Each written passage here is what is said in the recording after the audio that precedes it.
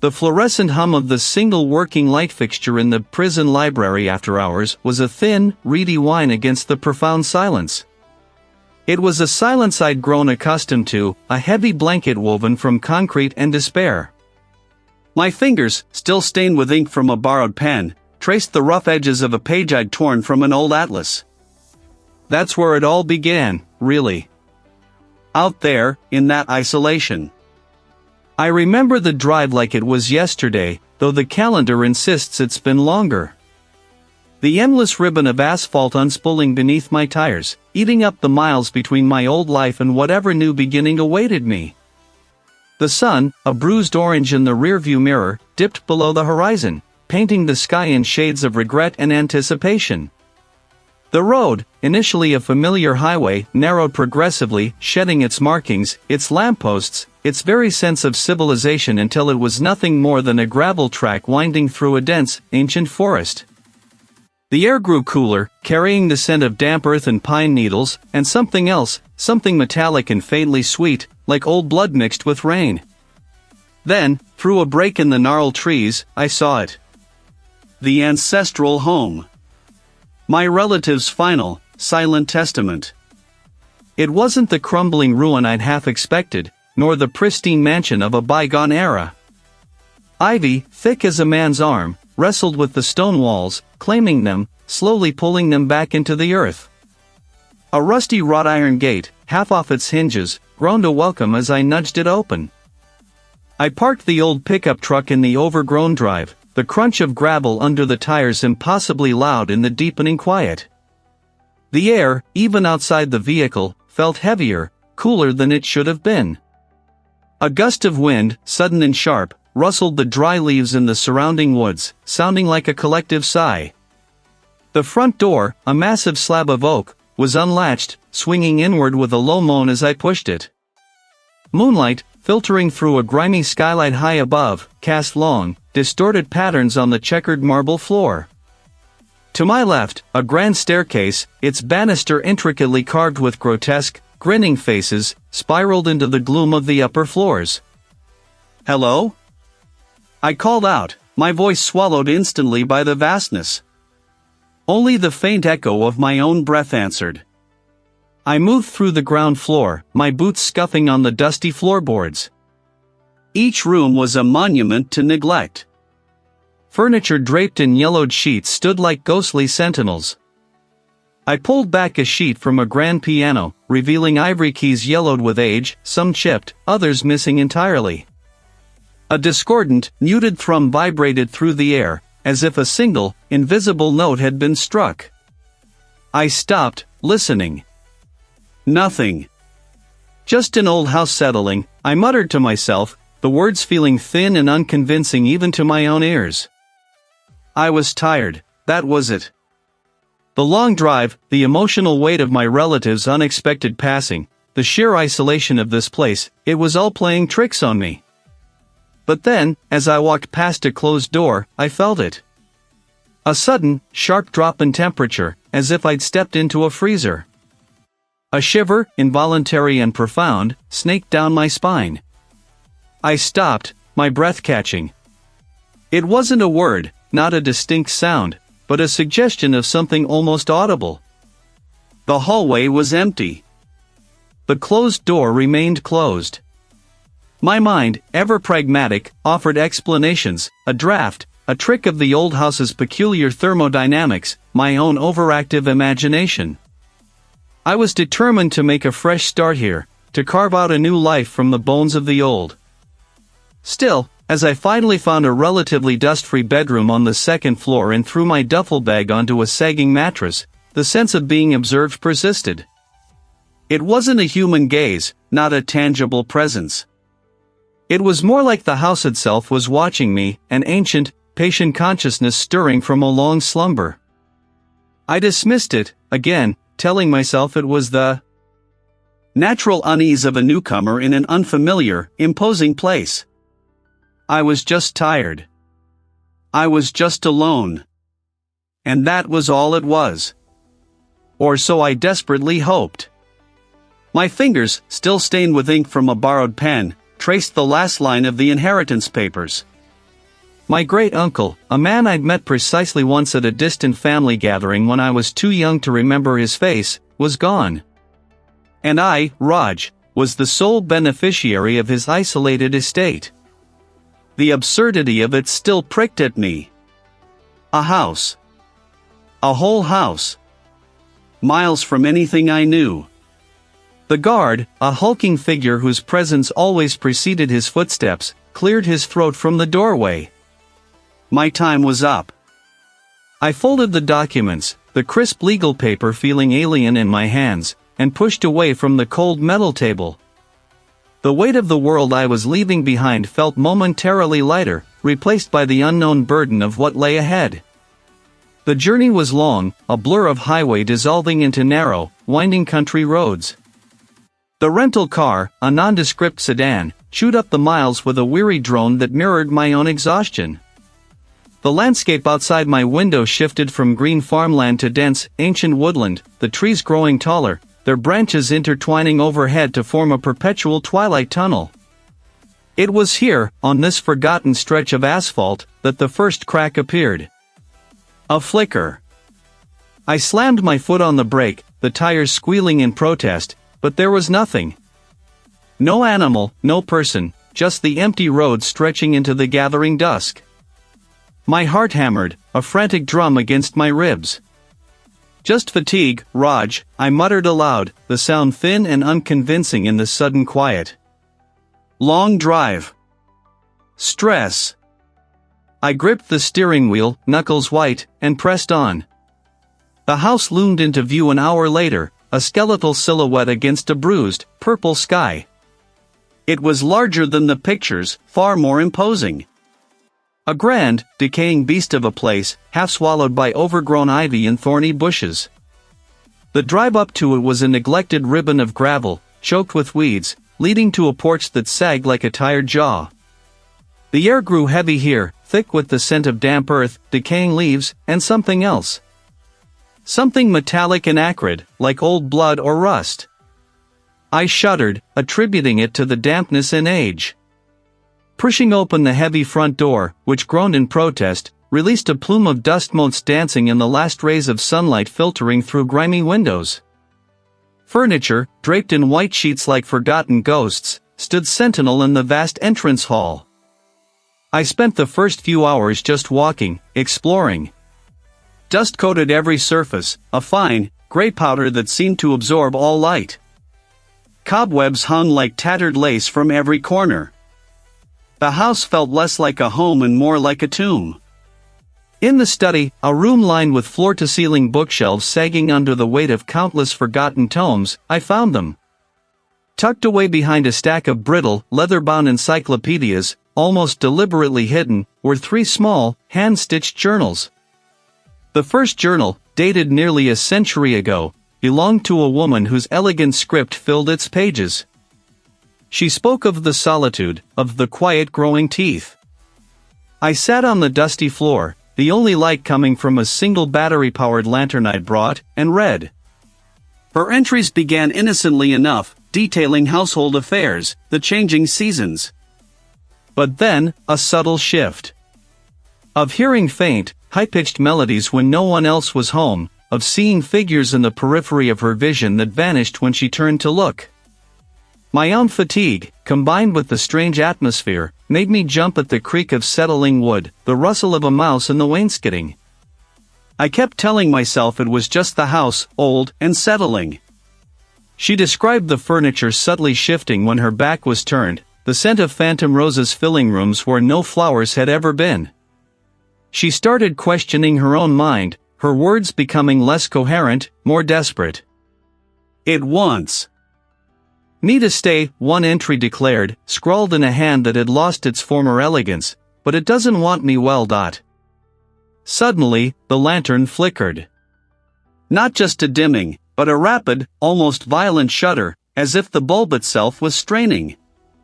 My breath hitched. My hand flew to my mouth, stifling a gasp.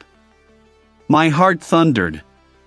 It was the strain, I told myself, the isolation, the sheer weirdness of the place. My great-uncle's reclusive nature, this decaying house, the morbid discovery of the journals, it was all getting to me. I took a deep, shaky breath, pushing the image of the face from my mind. Yet, as I picked up the second journal, belonging to a different hand, a man's, I couldn't shake the prickling sensation that the house wasn't just old. It was listening and perhaps, watching. The woman's words echoed in my mind, the quiet growing teeth. The lantern didn't just flicker, it choked. The light sputtered, coughed, and then died, plunging the vast, dusty ballroom into an instant, absolute blackness that felt heavier than air. My breath hitched, caught in my throat. I stood frozen, the sudden void pressing in on me, an invisible weight. I slapped the lantern again, a desperate, futile gesture, but it remained inert, a dead weight in my hand. Then, from somewhere above, a floorboard groaned. Not a settling creak, but a long, drawn-out sigh, as if a great beast was shifting its weight in the dark. My skin prickled. I squeezed my eyes shut, then opened them, straining to pierce the gloom, but there was nothing. Only the echo of that sound, and the frantic thrumming against my ribs. I spent the rest of that night huddled in the small, relatively safe living room, a single battery-powered lamp casting a nervous pool of light. Every gust of wind rattling the old windows sounded like a whisper at the glass. By morning, exhaustion had won, but sleep offered no real escape. The nightmares began subtly. Then came the sounds, a child's faint, distant weeping that faded just as I tried to pinpoint it, or the rustle of heavy fabric moving through empty hallways. One morning, I found a small porcelain figurine, a shepherdess with a chipped crook, sitting squarely on my bedside table. I remembered seeing it on a mantelpiece downstairs, tucked away behind a stack of old newspapers. I distinctly remembered not bringing it up to my room. Had I moved it in a sleepwalk?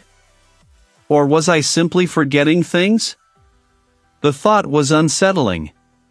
My memory had always been sharp. The house seemed to stretch and yawn around me.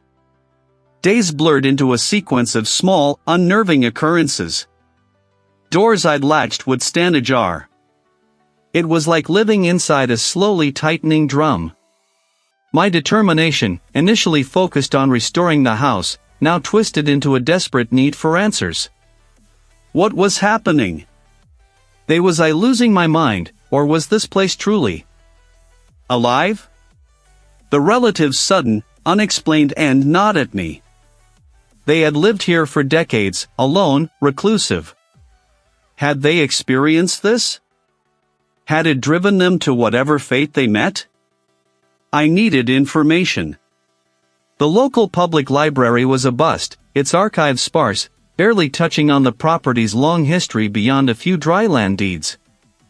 My search led me down a rabbit hole of obscure local historical societies, until a chance conversation with a local historian, an elderly woman who seemed to know everything about everyone in the county, gave me a lead. She spoke of the relatives' peculiar habits, including their frequent, almost obsessive, visits to a specialized collection. They spent a lot of time at the old place, she'd said, her voice raspy, the prison library after hours. Always digging up old records, official accounts. It was a standalone annex, a squat, gray stone building nestled behind the decommissioned correctional facility on the outskirts of town. The facility itself had been closed for decades, now a silent, crumbling monument to past punishments.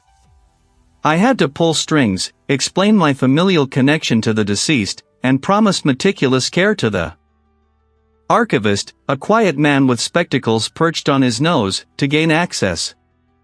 Rows of metal shelves, filled with leather-bound ledgers and brittle newspaper clippings, stretched into the dim distance. The archivist had pointed me to a specific section, local property holdings and notable residents, 1850 to 1950. I spent hours poring over the records, my fingers growing grimy with dust. Deeds, tax assessments, census data, nothing that screamed malevolent entity. My eyes blurred, scanning for any mention of my ancestral home, any anomaly, any hint. Then, I found it. Tucked away in a ledger detailing property transfers from the late 1800s, beneath the standard legal jargon, was a small, handwritten annotation in faded ink. It wasn't part of the official record, but scrolled in the margin next to my property's entry, property known locally as the Consuming Hearth. Unexplained disappearances. Prior owner, Elara Vance, vanished 1897. Family records claim drawn into the walls. Local constable dismissed as hysteria. My breath hitched. Drawn into the walls. The words seemed to vibrate off the page, echoing the feeling of invisible pressures in the house. I looked closer. Beneath that first note, squeezed into the tight space, was another, in a different, more recent hand. This one I recognized. It was my relative's distinctive, spidery script. She knew. The house remembers. It hungers. Must find the source. The hunger. My relative hadn't been just researching.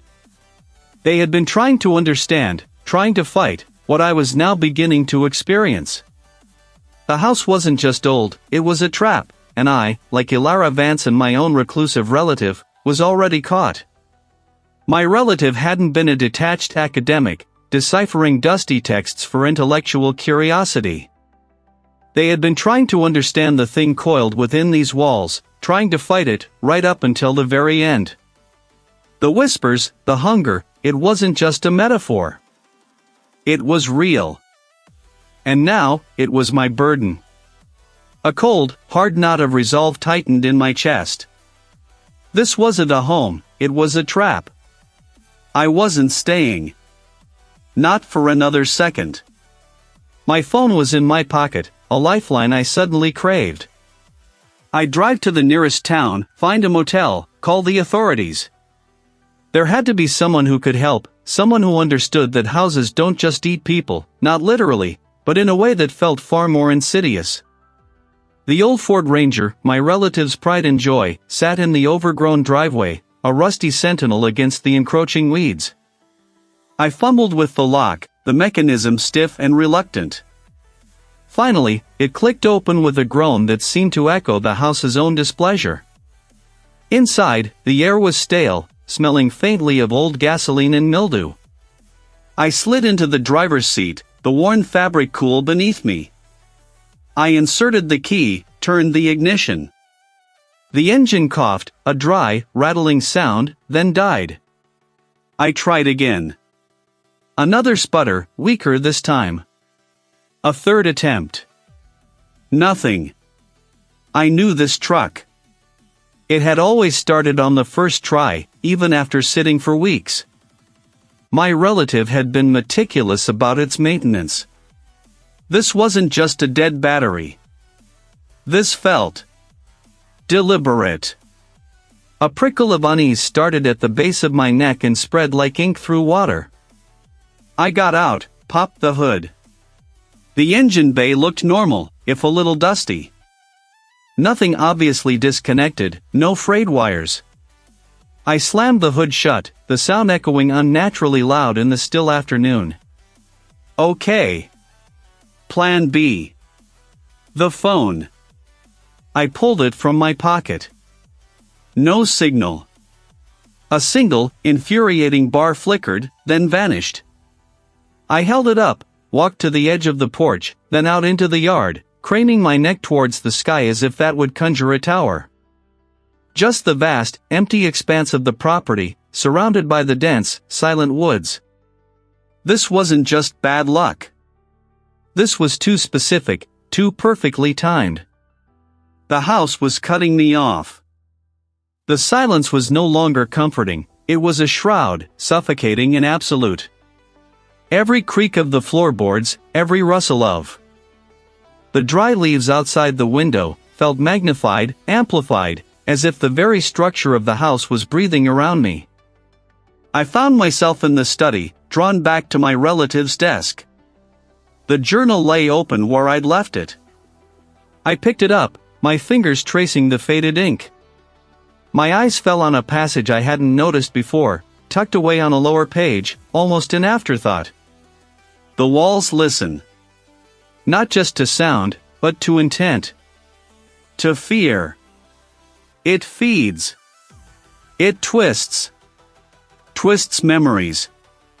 The words resonated with a sickening clarity. Hadn't I been thinking about that old oak tree by the pond, the one with the swing? I'd been so certain it was there, a vivid childhood memory. But when I'd walked past the pond yesterday, there was no tree, just a patch of marshy reeds. I dismissed it as a faulty recollection, a trick of time. But what if it wasn't? What if the house had erased it? A sudden, sharp smell hit me, ozone and something metallic, like old pennies. I spun around, searching the room. The scent vanished as quickly as it had appeared, leaving behind only the familiar mustiness. Had I imagined it? I closed my eyes, pressing the heels of my hands into my temples. This was it. The house wasn't just keeping me here, it was actively trying to dismantle my mind. It was subtle, insidious, planting seeds of doubt that blossomed into full-blown paranoia. I walked through the house, trying to regain some semblance of control, some footing in a reality that felt increasingly fluid. The grandfather clock in the hall chimed, a deep, resonant tone that reverberated through the floorboards. 1, 2, 3. 7 times. 7 o'clock. But I distinctly remembered hearing it strike 6 just 20 minutes ago. Had I lost an hour? Or had the house simply decided to change the time? I stared at the clock, its ornate face mocking me. The pendulum swung with a hypnotizing rhythm, each tick a tiny hammer blow against my fraying composure. The walls weren't just listening, they were waiting. And I was completely, utterly alone. The oak tree. The missing oak tree. It was still gnawing at me, a phantom limb of memory. How could something so vivid, so central to my childhood recollections, simply not exist? The house was doing this. I knew it. Twisting the threads of my mind, unraveling the tapestry of what I held to be true. It was a suffocating thought, a cold hand reaching into my skull. That's what had driven me here, to this place, this echoing vault of forgotten words. Every breath felt like inhaling the past, a history I suddenly needed to excavate, to understand. The silence was profound, broken only by the occasional creak of the old building, or the rustle of my own clothes as I moved between the towering shelves. A single bare bulb, caged behind a wire mesh, cast a sickly yellow glow over the narrow aisles, stretching long, distorted shadows that danced with my every movement. I wasn't sure how I'd gotten here, not exactly. One moment, I was staring at the pond, the barren spot where the oak should have been. The next, I was pushing through the heavy, groaning door of this abandoned wing, an old key, inexplicably in my hand, scraping against the lock. A desperate, primal urge had guided me, a whisper in the back of my mind that promised answers, a truth hidden away from the light. My fingers traced the spines of forgotten tomes, each one a tombstone to some obscure thought or long-dead record. I wasn't looking for anything specific, not consciously, but an invisible thread seemed to pull me deeper into the labyrinth of shelves, past volumes on forgotten jurisprudence and archaic agricultural practices. My gaze snagged on a section tucked away in the furthest corner, almost obscured by a leaning stack of crumbling ledgers. These books looked different. A particular volume called to me. No title graced its spine, just a single, crudely etched symbol, a tangled root system, coiling and branching, almost like a stylized human nervous system. My fingers trembled as I pulled it from its resting place. It felt unnaturally heavy, dense, as if packed with compressed time.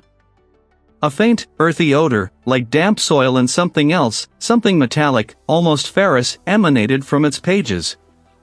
I carried it to a scarred wooden table in the center of the room, the only one not entirely buried under piles of disused documents.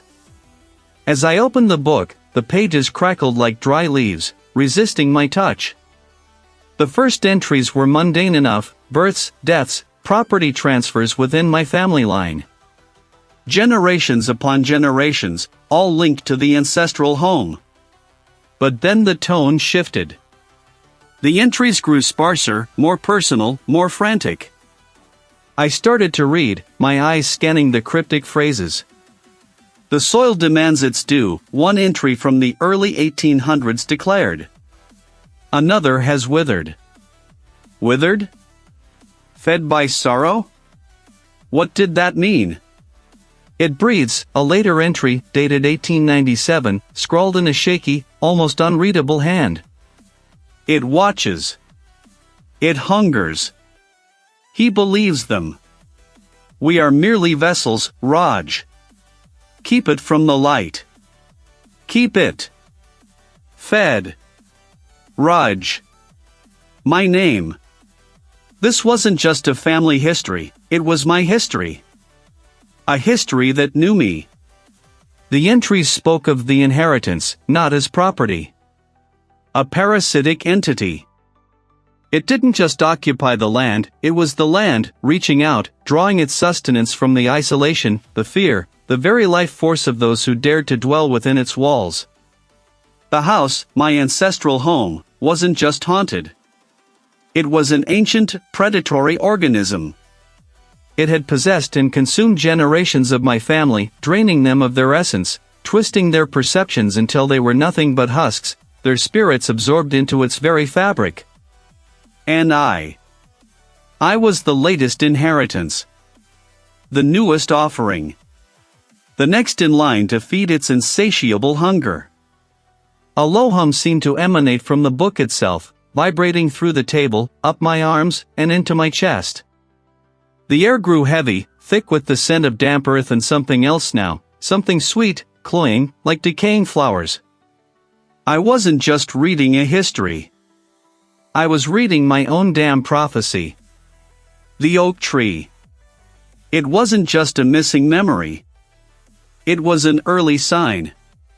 The house was already working on me, preparing me, softening my mind for the inevitable. I was trapped. Not just in this desolate building, but in a legacy far older, far more terrible than any ghost story. The house was waiting. And I was its next meal. The ink on the brittle page seemed to writhe, my name, Raj, stark against the yellowed parchment. I'd pulled strings, called in favors with a distant contact who owed me, all to access these restricted archives. The previous chapters, detailing the inheritance and the house that remembers, had been unsettling. But seeing my own name, an echo from centuries past, had transformed unease into a gnawing dread. I hunched over the heavy tome, the single task lamp casting a tight circle of light on the table, pushing back the cavernous shadows that clung to the towering bookshelves. The air in here was usually dry, smelling of old paper and dust motes dancing in the light. Tonight, though, something else was seeping in. A faint, earthy scent, like damp soil churned with decaying leaves, began to prickle at my nostrils. I shifted, trying to ignore it, my gaze glued to the text. The entries spoke of a ritual, a binding, a perpetuation of something. Each word was a splinter under my skin. A faint creak echoed from the far end of an aisle, too loud for the settling of an old building. I told myself it was just the ancient heating system kicking in, or the pipes groaning. But the sound was too deliberate, too much like the groaning timber I'd grown accustomed to in the ancestral home. My heart gave a stutter. I gripped the edge of the table, reminding myself where I was. Solid concrete, steel bars, a world away from the isolated house. Then a shadow moved. Not a flicker from the lamp, but a substantial shift in the gloom between two rows of encyclopedias. It was too fluid, too deep. It was the house. It was here. My focus shattered. I pushed away from the table, the chair scraping loudly against the linoleum floor. The sound seemed to reverberate, stretching, distorting, as if the very walls of the library were mocking my attempt at escape. The shelves, once neat rows of knowledge, now seemed to lean inward, their titles blurring into an indistinguishable mass. The aisles, which I knew to be wide and clear, suddenly felt impossibly narrow, pressing in on me. The linoleum beneath my worn shoes felt spongy, yielding, then brittle, like rotten floorboards. A sharp crack echoed from somewhere above, followed by a shower of dust and something else, something gritty that landed on my hair and shoulders. The faint, almost imperceptible hum that vibrated through the floor. I looked back at the table where I'd been working. The single task lamp, my beacon of reality, began to flicker, its light dimming, then flaring, then dimming again. A figure materialized at the end of the aisle. It was indistinct, a ripple in the fabric of the gloom, but its posture was familiar. Slumped shoulders, head bowed. My old colleague. The one I'd blamed for the project failure, the one whose career I'd inadvertently ruined. I remembered the haunted look in their eyes, the quiet resignation. Here, in the flickering light, that look was magnified, accusing. The figure didn't move, didn't speak, but its presence was a crushing weight, a silent scream of regret. "No," I choked out, stumbling backward. My heel caught on something, and I barely managed to keep my balance. The library walls around me were no longer concrete and painted drywall. They were rough-hewn timber, patched with damp, peeling wallpaper. The smell of decay was overwhelming now, a cloying, sweet stench that made my stomach churn. I turned, desperate for an exit, for the solid, steel-reinforced door I knew was at the front. But where it should have been, there was only another towering wall of bookshelves, their spines cracked and moldering. Panic clawed at my throat. I ran my hand over the nearest shelf. The wood felt rough, splintered, not the smooth laminate I remembered. Another illusion. A different figure. This one, smaller, younger. My childhood friend, whose trust one had broken over a foolish, selfish act. They stood near what I now perceived as a grand, decaying staircase, their eyes wide with betrayal. The silence was deafening, yet filled with the unspoken accusations of my past. Each reflection, each phantom, was a shard of my deepest fears, amplified, twisted, made manifest by the malevolent presence that now surrounded me. The library was gone. I was back in the house, but a house more terrifying than any dream. The entity had stopped playing. It was no longer subtle. The walls groaned, the floorboards buckled, and the very air vibrated with a predatory intelligence. I was trapped. The exit was gone. The world outside had vanished. The walls began to close in, not just metaphorically, but physically. The bookshelves pressed, the ceiling lowered, dust and debris raining down. A single, guttural moan echoed through the shrinking space, a sound that was both the house's breath and my own unraveling sanity. The single task lamp, my beacon of reality, began to flicker, its light dimming, then it died. The sudden, absolute blackness was a physical blow, thick and suffocating. The hum that had been a faint tremor beneath my feet now pulsed, a low, guttural thrumming that vibrated through my bones, escalating into a roar that filled the void of sound. My hands shot out, scrabbling for the edge of the table, for anything familiar, but my fingers met only cold, rough concrete. Not the smooth, polished wood of the study desk.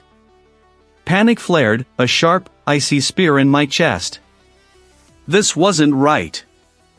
This wasn't the study. A sliver of light, weak and sickly, pierced the gloom from somewhere high above. The air, still damp, carried a new scent, not just the house's decay, but something else, stale paper, dust, and a faint, acrid tang of disinfectant. My eyes, still adjusting, strained to make sense of the new reality. I was standing in what appeared to be a vast, cavernous room, its walls lined with shelves stretching to an unseen ceiling, crammed with forgotten books. A single, small window, high up and heavily barred, offered the only source of external light, filtering it through thick, grimy glass. This wasn't a part of the ancestral home I knew. This was. How? My voice was a reedy, pathetic thing. This isn't real. I reached out, touching the spine of a book. It was brittle, dry, smelling of age and neglect. This wasn't a hallucination. The house had shifted me, pulled me into another one of its twisted creations, a psychological cage designed to break my will. Surrender, Raj. It's easier here. Quiet. Safe. No. Raj was not giving up. I clenched my jaw, the metallic taste of fear sharp on my tongue, but beneath it, a stubborn ember of defiance still burned. Escape. That was the only goal. I started moving, my footsteps echoing loudly in the vast space. The shelves formed narrow aisles, a labyrinth of forgotten knowledge and suffocating confinement. Each turn looked identical to the last, the endless rows of faded titles blurring into a monotonous pattern. I kept an eye on the barred window, my only fixed point, hoping to navigate towards it. Suddenly, a shift. Not in my mind this time, but a faint, dry rustle from the shelves to my left. I froze, every nerve strung taut. I spun around, but saw nothing. My breath hitched. I pushed forward, desperation fueling my steps. I needed to find a door, an exit, anything that wasn't another dead end. I came to what looked like a central aisle, wider than the others, leading to a heavy, wooden door at the far end. Hope, sharp and desperate, surged through me. I sprinted towards it, my heart hammering against my ribs. It didn't budge. I pulled, pushed, rattled it, but it was locked tight, unyielding. My knuckles scraped against the rough wood, a faint sting a welcome distraction from the rising panic. Then I noticed it.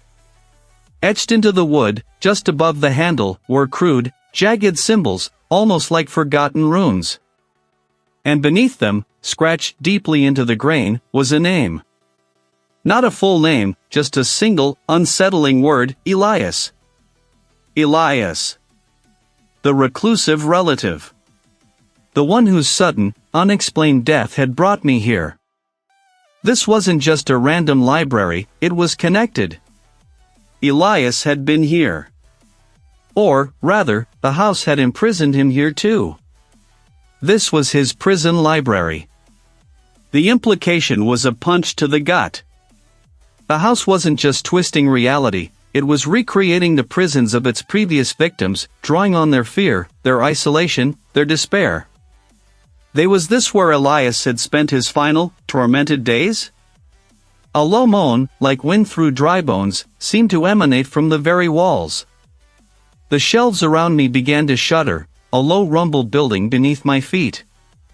Dust motes danced in the sliver of light from the barred window, swirling faster, thicker, obscuring my vision. You belong here, Raj.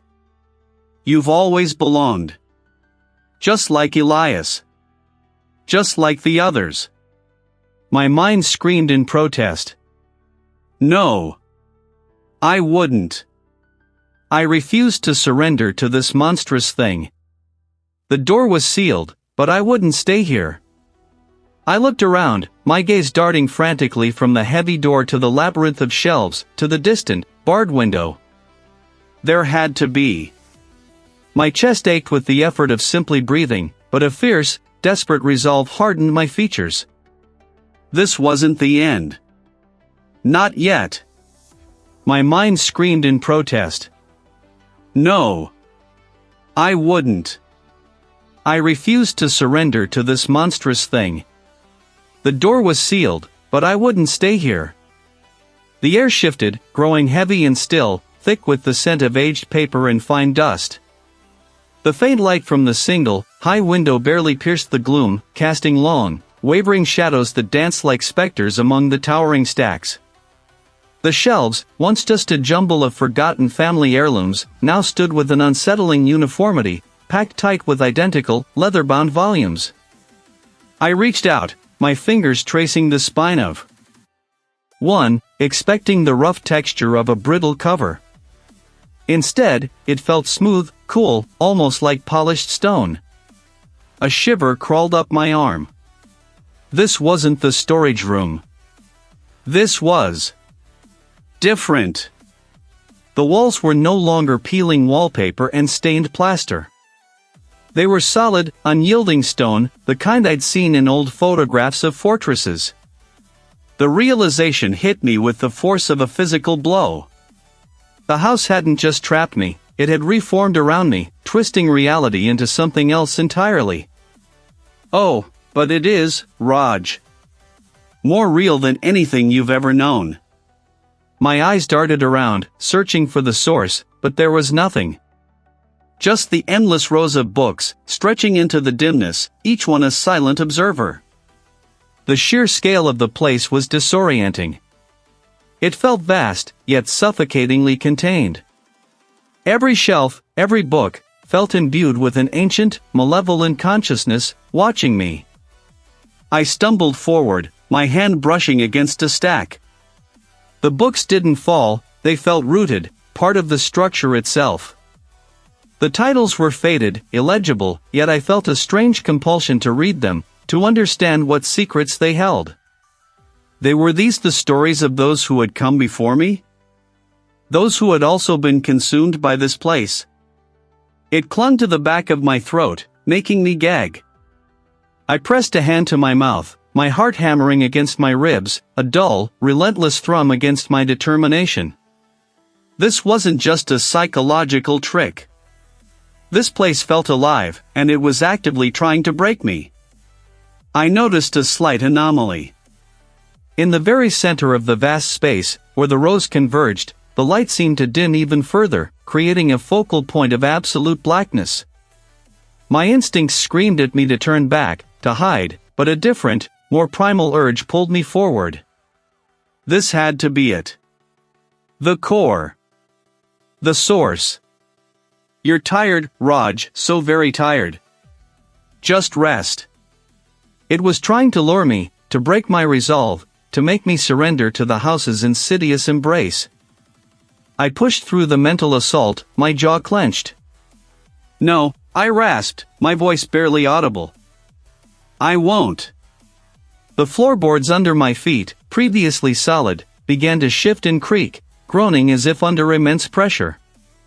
The shelves on either side of me seemed to lean inward, threatening to collapse, to bury me in their dusty, ancient knowledge. And then I saw it. A thin, almost invisible chain connected it to a small, barely visible indentation on the pedestal. This was it. The heart of the house. The source of its power. Welcome, Raj. You have come home. This is where it all began. This is where it will all end. Join us. Become part of the legacy. Part of the house. You will never be alone again. You will never be afraid. All your pain will cease. All your worries will fade. Just surrender. The words washed over me, a terrifyingly beautiful lullaby. I saw flashes of a life I could have had, peace, comfort, a profound sense of belonging. The house was offering me everything I'd ever craved, everything it had systematically stripped away. It was a final, desperate, terrifying mental assault, designed to make me want to give in. My limbs felt heavy, my eyelids drooped. The metallic scent suddenly felt like the most comforting aroma. But then, a flicker of something else. This wasn't comfort. This was oblivion. This was the house trying to devour me whole, just as it had devoured countless others. My resolve, which had been wavering under the seductive onslaught, hardened. I wouldn't surrender. I wouldn't become another voice in its chorus. I wouldn't become another piece of its ancient, decaying puzzle. My hand, trembling but resolute, reached out towards the locket. I didn't know what I was going to do, but I knew I couldn't let the house win. I had to fight back, even if it meant tearing out its very heart. The fluorescent lights of the prison library after hours hummed, a flat, sterile sound that scraped against the edges of my frayed nerves. It was a different kind of quiet here, not the oppressive, breathing silence of the house, but a hollow, watchful stillness. I sat at a long, scarred wooden table, a thick, unread book open before me, its pages yellowed and brittle. My fingers traced the faded print, but the words blurred into meaningless symbols. My mind was miles away, trapped in the echo chamber of what I had left behind. Escape. The word felt too clean, too simple for the raw, desperate scramble it had been. I remembered the final, suffocating press of the house's will, a seductive oblivion that had promised peace if I just let go, but I hadn't. I had fought. I'd clawed my way through splintered wood and crumbling plaster, driven by a primal, unthinking terror.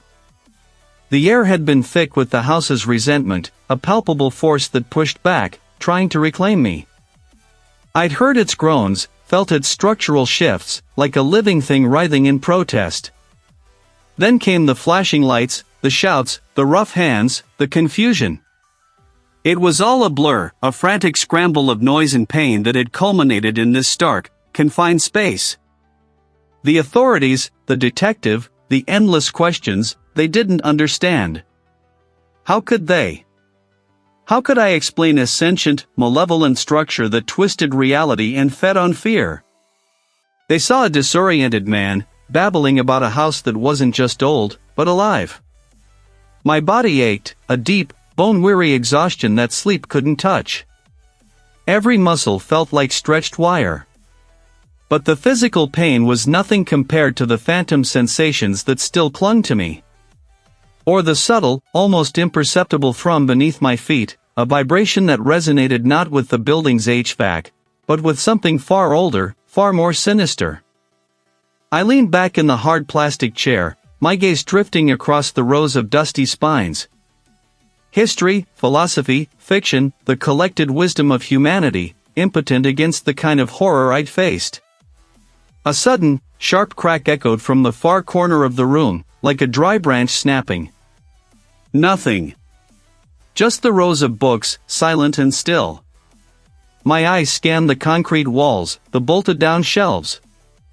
This place was built to be sturdy, unyielding. It didn't creak and groan like old timber. It shouldn't.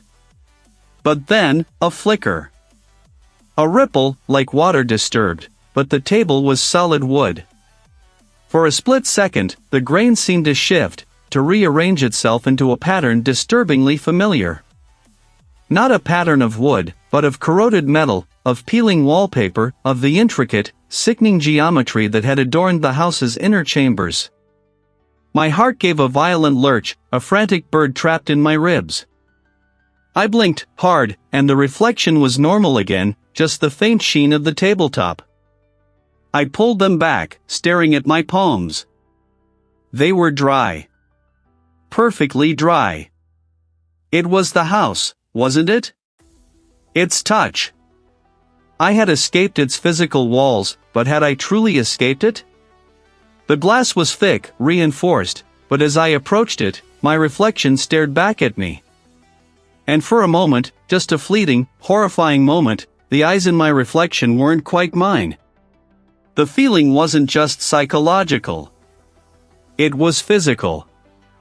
A pressure in my chest, a tightening in my throat. It was as if a part of the house, a sliver of its malevolent essence, had hitched a ride. It had burrowed deep, not into my skin, but into the very fabric of my perception, twisting what I saw, what I heard, what I felt. The escape wasn't an ending. It was just a change of scenery for the nightmare. The house hadn't let me go. It had merely found a new way to consume me. The air smelled of old paper, industrial cleaner, and something else, a faint, metallic tang that always seemed to linger in these kinds of places. My hands, still trembling slightly even after all this time, smoothed over brittle legal forms, property deeds, and faded correspondence. This was it. The final pieces. The explanation I desperately needed to stitch my shattered reality back together. I had been here for months, ever since they found me wandering the long, winding road that led away from the property, muttering about walls that watched and shadows that whispered. The authorities, of course, had their own theories. But I knew the truth. I had escaped. I had broken free. This confinement, ironically, felt like liberation. It was proof I was away from it.